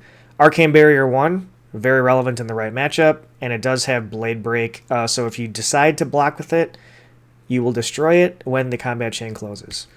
Ryan, we were talking about tectonic plating earlier. So is Heart of Ice somewhere in your 80, or what are you thinking about that? Yeah, it has to be in the 80. It's really good against Prism because you activate this right away because, the way that Prism likes to feast on Guardian is to spam auras, and if you play this, she can respond with an aura, and then you just, swing at that aura instantly, right? Otherwise, if she doesn't respond with an aura, then it's going to cost her 3, and that is kind of throwing Prism off of her entire game plan. That makes her Soul Shields cost 3, which, again, she wants yellow pitches, she wants her 2s, she loves her neat 2-costers. So yeah, this card throws her off of her game. But yeah, I would run it against the mirror for sure, because then you make Oldhim abilities cost 4, which obviously he doesn't want to play. Crown of Seeds, unless they respond, cost 2. It's an instant, so they can respond to this, and then just pitch 1 for Crown of Seeds. But other than that, yeah, Heart of Ice is a necessary board card. It is very good in certain matchups. It's not game-breaking by any stretch, but yeah, it's a fine card. Yeah, sure. I also like how, this is not really on topic, but I like how it says opposing heroes. So I'm all about them hinting at like, hey, we're thinking about multiplayer just in the future. So I think that's really cool. Sure. But yeah, the Heart of Ice. James, I know you run this in Lexi, but I think Ryan summed it up pretty well. But anything that you want to add about the Heart of Ice here? No, it's a great sideboard card, and he's going to have the extra resource to do it on some turns. Maybe it actually fits the theme better for playing those 2-cost defense reactions we hate that we talked about. But yeah, it's a great card, and it's a legendary for a reason. So Mark, as our resident team chain player, I'm guessing you don't like this card at all. Why the hell is it Arcane Barrier 1? Like, it has nothing to do with it. There's no need to throw that crap in there. Yeah, that's like salt on the wound, I guess, right? You're already paying an extra $1 for your go wide, and then you're also Arcane Barrier 1, yeah. Yeah. Yeah. See, I like the artwork, though. It's pretty cool. It is cool. It is cool. I agree. So kind of how we were talking about being exposed to the elements before the Heart of Ice. This is a powerful 0-block equipment, which is the Crown of Seeds. Earth equipment, so it can be played by Briar or Oldhim. 0-block, once per turn, instant. 1 resource, put a face-down card from your arsenal on the bottom of your deck. Draw a card and prevent the next 1 damage that will be dealt to your hero this turn. Ryan, I feel like throughout the entire time we were talking about all these cards, I feel like you were referencing this card quite often. So, what do you got on the Crown? This is, without question, the best card in the deck. Like, it's miles above any other card that you can potentially play. If you're running Oldhim, value this more than the Shield. I'm saying that, like, not even trying to joke around. This is the most valuable card in the deck. The prevention of 1 damage is insane because it's an instant. So if Briar's coming at you for 2 Arcane and you're running Arcane Barrier 1, this prevents 1, and then you can pitch another 1 for the second Arcane Barrier. So you're blocking 2, which is like crazy. But when I first read this card, I was significantly undervaluing it, mainly because I read it wrong and I thought that I didn't know that you drew. But besides that funny point, you get to do this on your turn. So the amount of times where I have pitched because my opponent had a shitty turn, I've pitched, I have like activated this, put an arsenal card from on the bottom and drawn a card, and then have like hanging resources, and then it turns into like a bananas turn.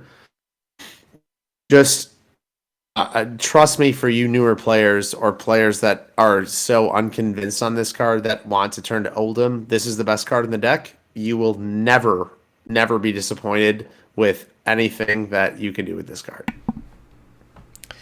I think that was a pretty... Go ahead, Mark, sorry. The only limitation is you got to have a card in your arsenal. So, like, if your arsenal's empty after a turn, you ain't gonna do this, sucker. Oh, you'll have one there. Yeah, I guess that's definitely a good consideration.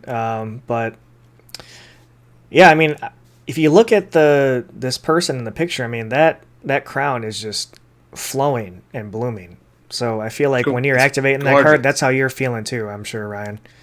Well, so like this is like where I'm talking about. Like if you put a card, usually in Flesh and Blood, right? You've put cards that you want to play in your arsenal slot, right? You spend your turn, you put a card that you want to play in your arsenal slot. In Oldhim, because he's so defensive, or because he can go through his deck, sometimes you either put a shitty card that you don't want there, and you're going to block 1 with it, or you put a card like Oaken Old that maybe you have already pitched an Earth and an Ice card that you can't play this Oaken Old this turn because, they're already gone. But you know that there's an Earth and an Ice card at the bottom of your deck. So you arsenal this knowing that you're going to be able to put that Oaken Old on the bottom of your deck with an Ice and an Earth card that you've already pitched the previous turn. So that way when it comes around, you know that Oaken Old is going to go off. You know what I'm saying? So, like, the things that Crown of Seeds, it's not just preventing 1 damage. It's not just recycling a card. It is stacking your deck in such a way that you can guarantee these powerful effects, whether it's Weave Ice getting a Dominate, whether it's Glacial Footsteps getting a Dominate, whether it's Oaken Old getting your Dominates. That's how you close games with this deck. You stack all that with Crown of Seeds, with other things, with pitch. That's why Oldhim is so strong. And Crown of Seeds, that's why it's the best card in the deck, because you can do it every single turn and also gain cards from it. Yeah, that's a great point. That's a great point for sure. Especially when you're trying to set up for the long game, like you just mentioned. That's like an invaluable ability, no doubt. All right, so kind of another card that's been getting a lot of hype lately. Since the set came out, is the Shield. And this is the Rampart of the Ram's Head. And before we read the text, I got to gush over how they designed the frame of this card. It's just so awesome how they made this shield like huge and there's like a little text on the bottom. That's so cool.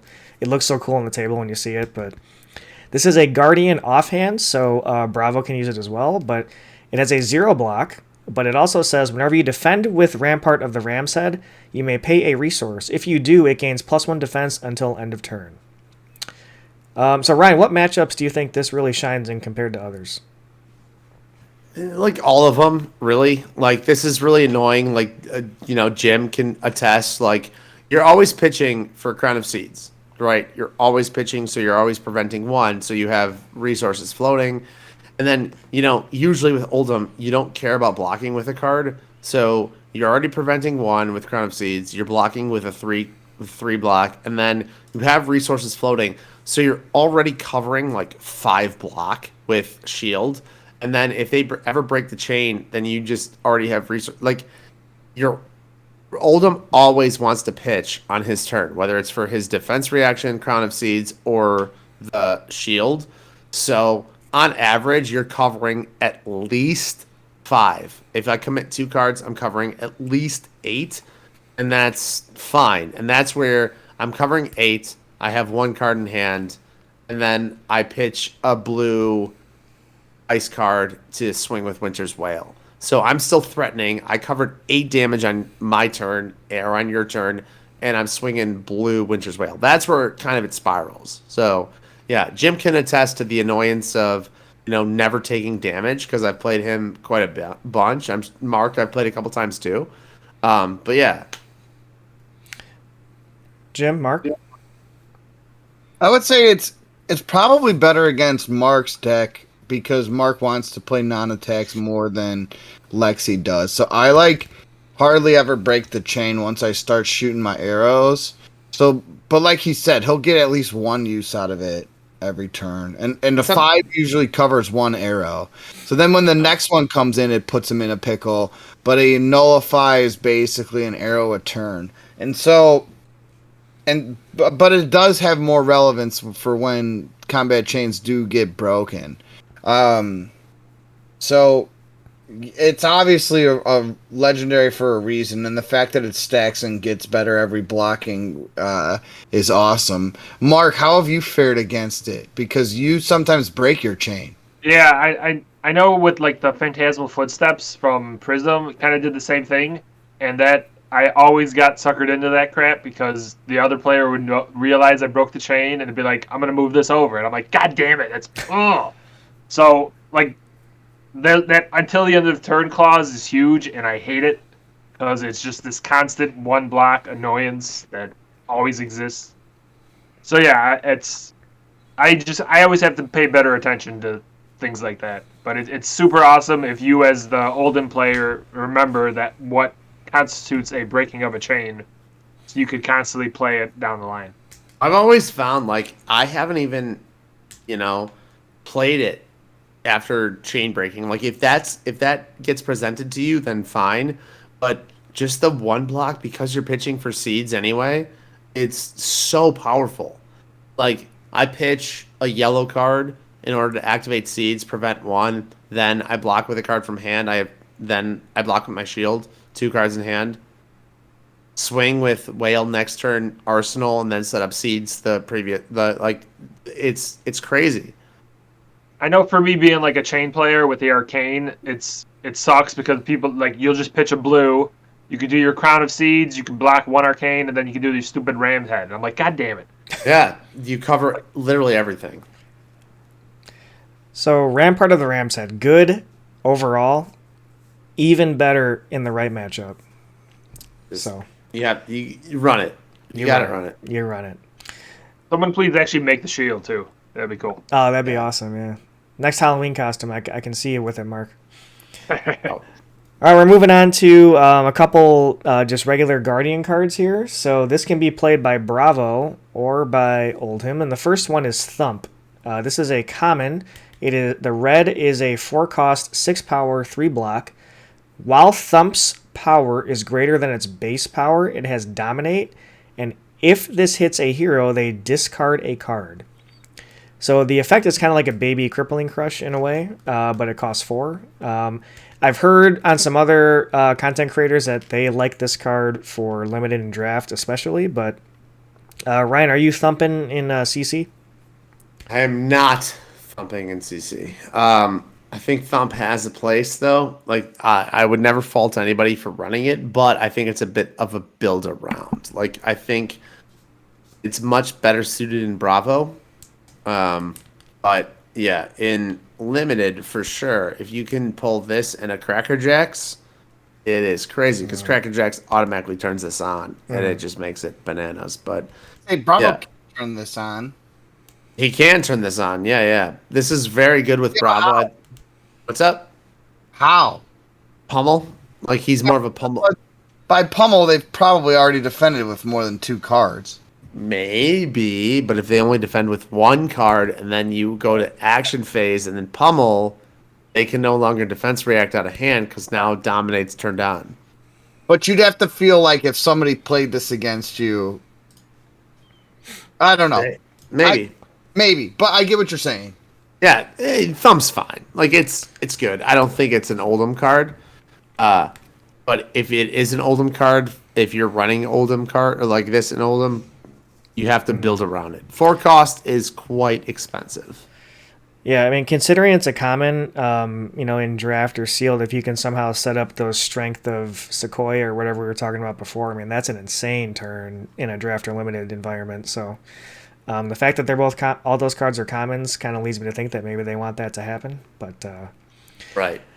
yeah, thumping. I mean, that's one. If you look at that art there, I mean, that's one punch. He's flinging around like 10 dudes right there. So He's just thumping. Guys. definitely thumping.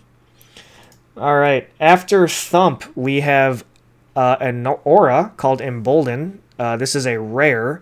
The red is a 4 cost, 3 defense, go again aura. When Embolden enters the arena, if you control another non-token aura, draw a card. It's a very important non-token aura, draw a card. At the beginning of your action phase, destroy Embolden, and the next Guardian attack action card you play this turn gets +5. +5. So kind of similar to the strength cards, but yeah. Ryan? Bravo card. Not an Oldhim card. And this is only if you're playing Aura Bravo. Like this goes really well with like Blessing of Deliverance, but just so expensive. Like it's So expensive. 4 is so much. This sucks, dude. I'm saying it sucks. I agree with you. I think it sucks. I've This seen card, this a lot. yeah, I think this card sucks. I've seen this a lot in limited when I've been playing. Like, people always seem to get this first turn against me, and then it's like, God damn it. Yeah, but what's their other aura? Yeah, but like even if you're playing this in limited, like 2 costs or I mean, 2 pitches, and then yeah, +5 though in limited is not a joke though, I guess. 5 is no. but it doesn't do anything other than that. Yeah, but if you Like, if you get them from 20 to like 8 on one go, like whatever, you're fine with that. But yeah, I guess but it has to be a Guardian attack action True. card. true. Guardian attack action card. So it's like if this was just Guardian attack and you can swing the hammer for +5. Oh, that'd be nuts. Sure, yeah, you would play this, but like It still costs 4. it still costs 4. Yeah, 4 is so expensive. Yeah. So And in limited, you don't have Tectonic to make anything cheaper. Well, Tectonic wouldn't even proc on this. No, I'm saying the Guardian attack. After that, So yeah. you still have to be able to afford. Like, what if you just draw all like Glacial Footsteps red? Yeah, I don't think I read the card, and people probably played ice cards against me with a +5. They didn't even realize they cheated you. they jobbed you, Mark. They jobbed you for sure. Yeah. Well, Ryan, how you were talking about if this would be really good if it was not an attack action card, let's take a look at this next one. This is Tear Asunder. Oh baby. By God Almighty. It's a blue pitch, it's a 3 cost, it's a Guardian action, it's a 3 block majestic. You love to see it. Your next Guardian attack this turn gains +1 power, dominate, And if this hits a hero, they discard 2 cards, go again. Key text, as Ryan alluded to on Embolden, your next Guardian attack. Say it slower for me, Daddy. Your next Guardian attack. Forget about it. Lights out. James, there.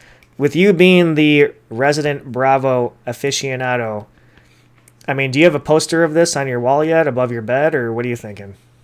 This guy's a hunk, first of all. Biceps for days. Second, the word asunder means apart / divided. Jesus Christ. What do you have, a thesaurus up? I do, but isn't that also what the word tear means? So like rip apart. It's a redundant. Yeah. Jim just, the sexual tension between Jim and this guy, they just want to arm wrestle so bad. So the card is essentially called rip apart, tear asunder.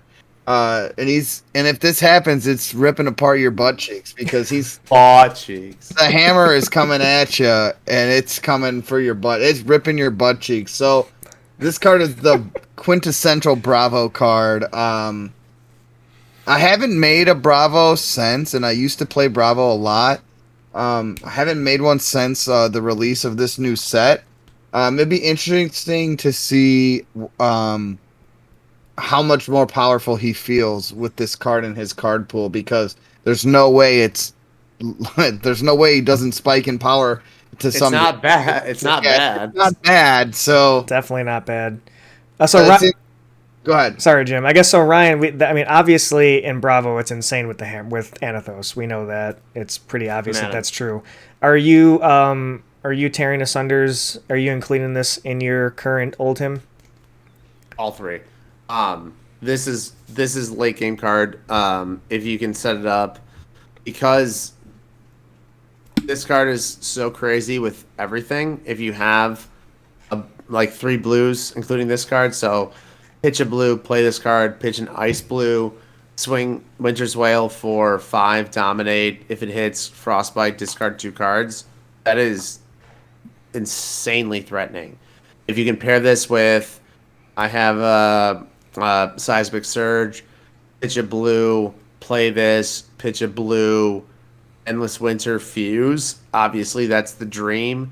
Now you're looking at 9, dominate, on hit, discard 2 cards, and do everything that Endless Winter does. I mean, this is one of those cards that wins games for you late game. So you pitch it, if you don't have it set up, you don't feel bad about pitching a blue card. And then eventually you'll get your Terra Sunders back.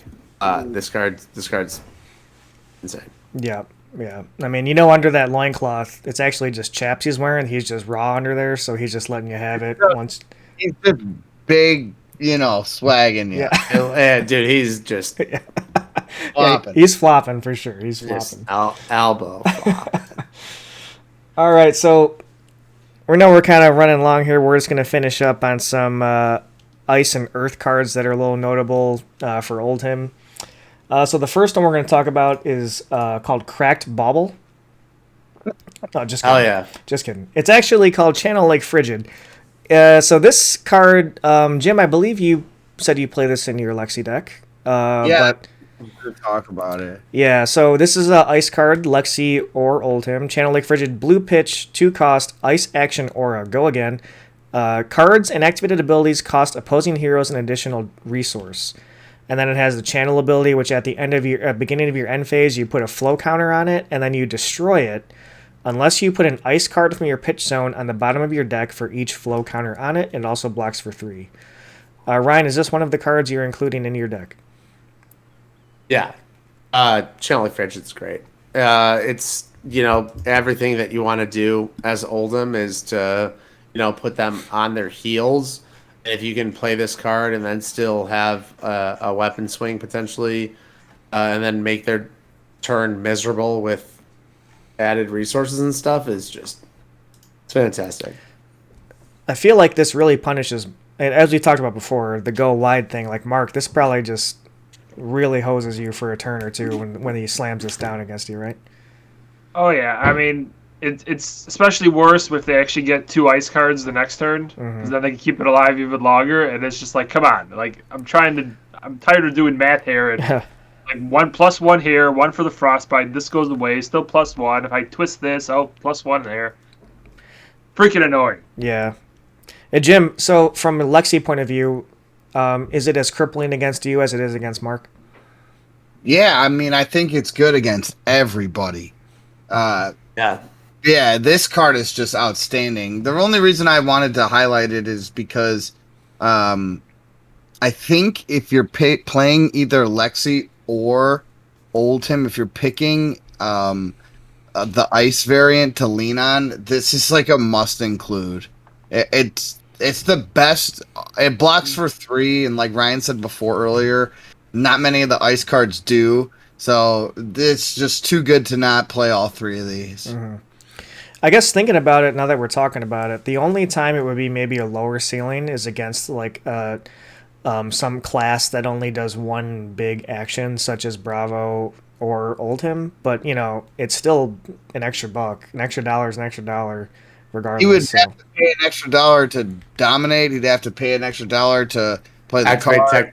Tectonic. For sure. I'm just saying, you know, obviously against like Chain, it's like completely busted wide open, but you know, the ceiling lowers a little bit against those one action decks, but it's still really good. Lexi, it's 2 to load the bow every time. Mm-hmm. Yeah, that's cray. So I'm not sure who brought up this next one, but the next one is Icequake. This is a 1 cost. Ryan, okay, 1 cost action, ice action. Your next attack this turn gets +3 power. Whenever an attack hits a hero this turn, create a frostbite token under their control. Go again, 2 block, and so the red is 3, yellow 2, and blue is 1 power. So go ahead, Ryan, on the Quake. Yeah, so I run the 3 reds, and where I like this mostly is number 1, it makes the whale more threatening. So, you know, you can pitch a blue Mega Tectonic, play this, and then your whale gets +3. So it does not say attack action. So your whale gets +3, pitch an ice card, and then now you're swinging with the whale for 7. And if it hits, make 2 frostbites, which is extremely threatening on multiple occasions. The most threatening thing that you can do with this card is pitch a blue, play this card, play Command and Conquer for 9.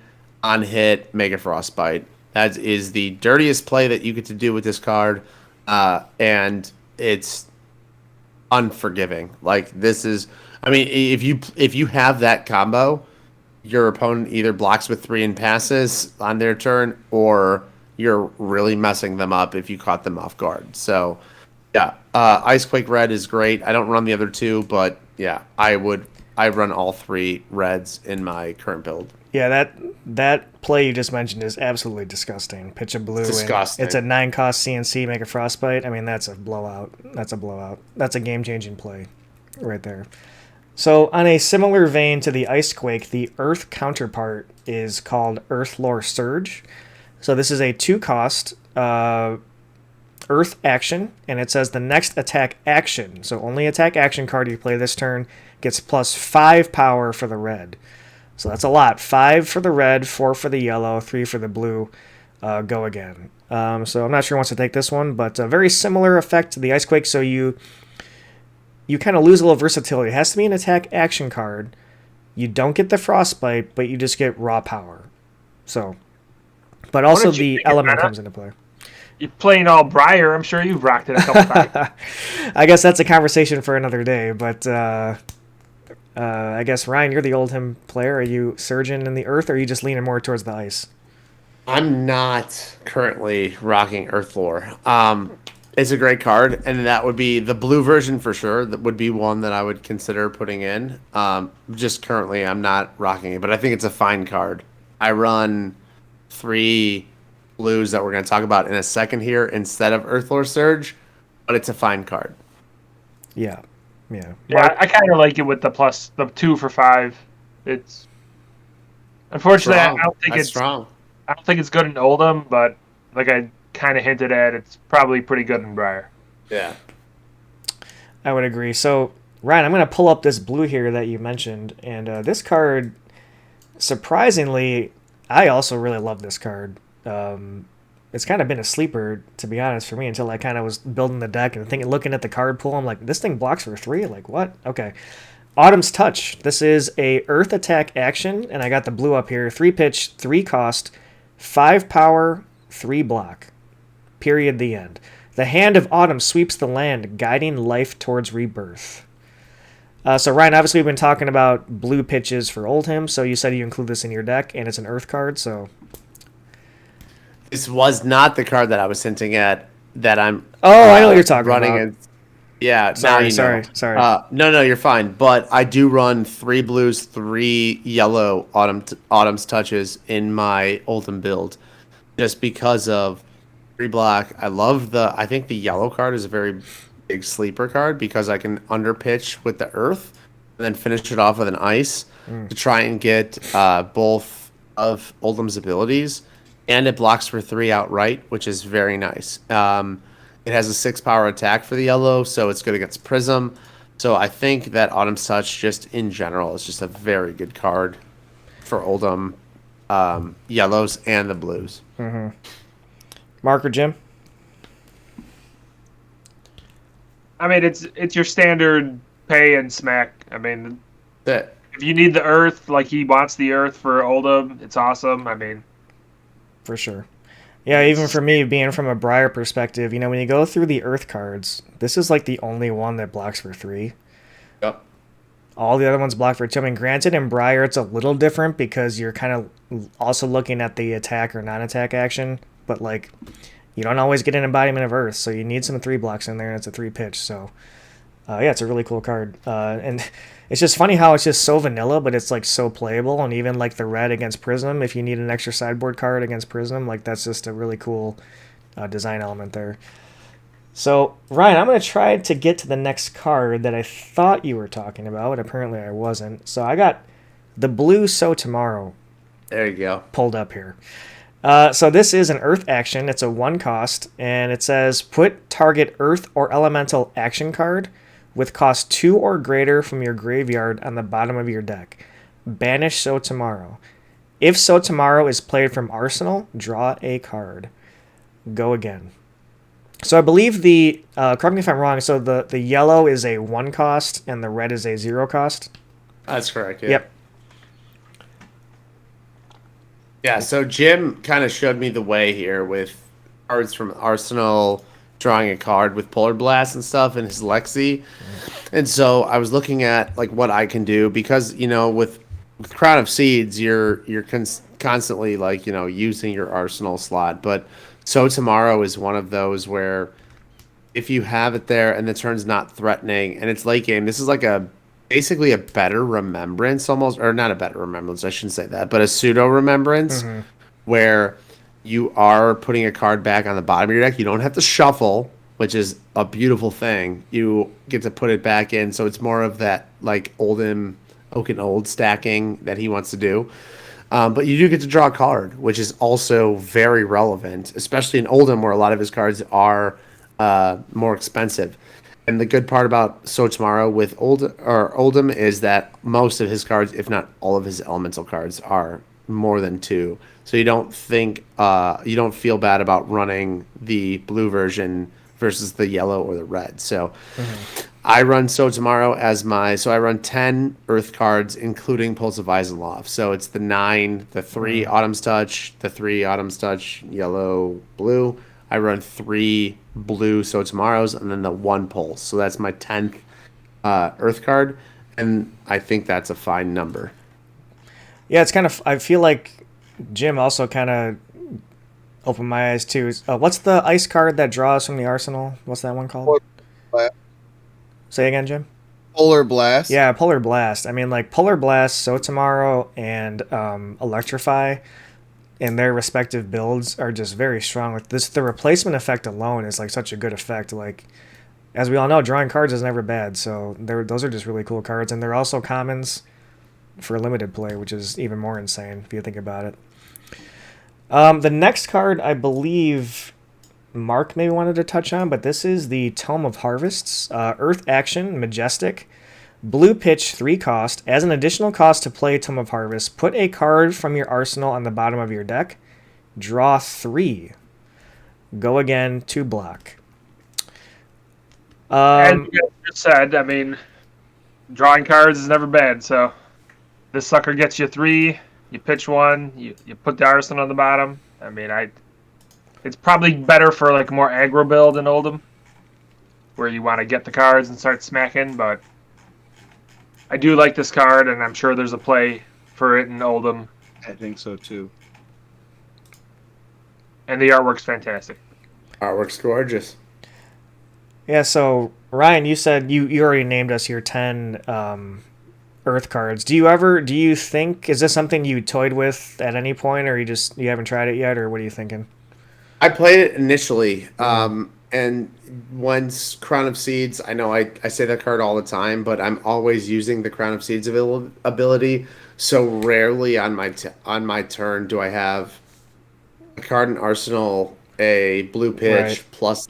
plus tome in hand. Yeah, it's like It's a Nambo. It's a Nambo with the Crown of Seeds. Yeah, like if I have a card in Arsenal and a card in hand or cards in hand, I'm pitching to activate Crown of Seeds on my turn. You know what I'm saying? Mm-hmm. Like rarely do I want to play Tome of Harvests outright. For sure. Yeah, I mean, I've been. That don't have legendaries. You know, we kind of have to resort to this. Yeah, right. You should pull better. No doubt. All right, we got one more to go here, and this card, I believe Jim may be playing this in Lexi. I can't say for sure, but this is an ice instant, which is Blizzard, and it's a majestic, so it only comes in one color, which is the blue pitch 0 cost instant, and it says target attack loses and can't gain go again unless the attacking hero pays 2 resources. Jim, are you playing this in Lexi? I do. I think it's good. Sideboard card. Do you play this, Ryan? Yeah, I do. I play all 3. It's a sideboard card though. I don't main it. Yeah, same. Mark, if this gets presented to you, would you just pay the 2, or does that piss you off? I mean, it would totally piss me off because it throws off the math. I mean, $2 when you're trying to go wide in almost any deck is going to suck. And I mean, I almost feel like this even has a play in Prism, like doing your stupid little 1 attack with your Spectral Shield. Yeah. Target attack. So it's like, shit, I got to pay $2 more for the freaking little ping with the shield. So I think there's a lot of play with this card. I think this card can only just get better for Lexi or Oldhim.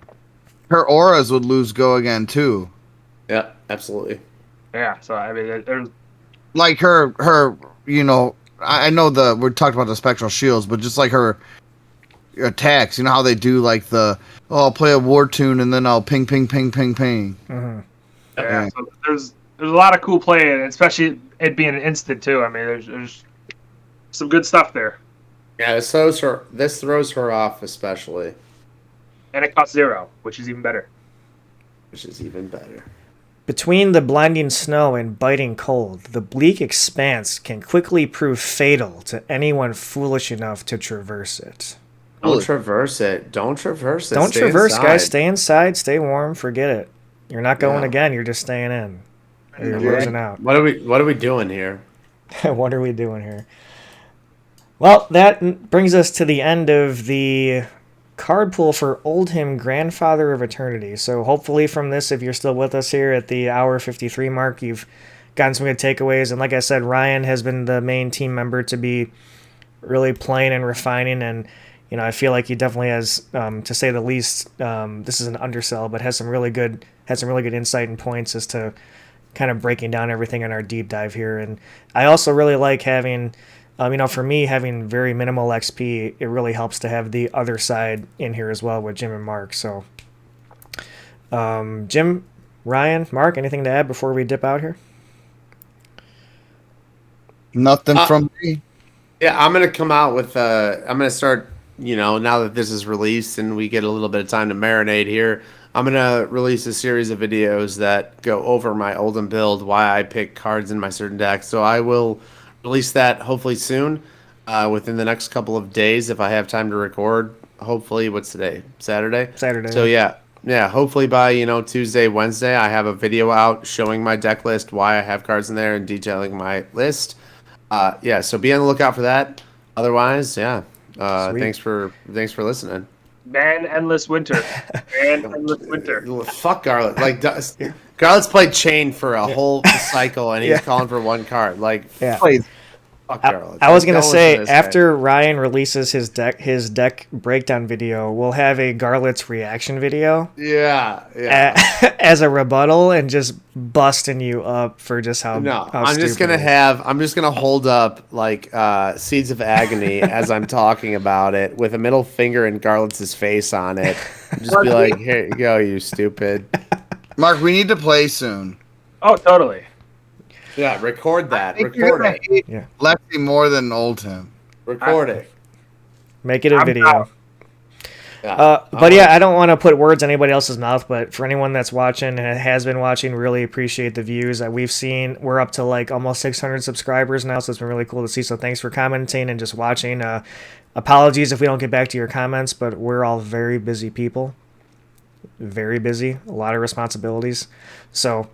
but this has been Oldhim First Impressions. Be on the lookout eventually for a Briar video. Can't say exactly when that's going to be, but if you've looked on the internet, there are some other great Briar videos out there, especially just the one from Jason Chung on the... Stop looking on the internet. Stay on our channel. Yeah, I guess that's a good point. The internet is not a great resource. Just stick right here. But on behalf of Jim, Ryan, and Mark, this is Chris with the Roundtable, and we'll see you next time.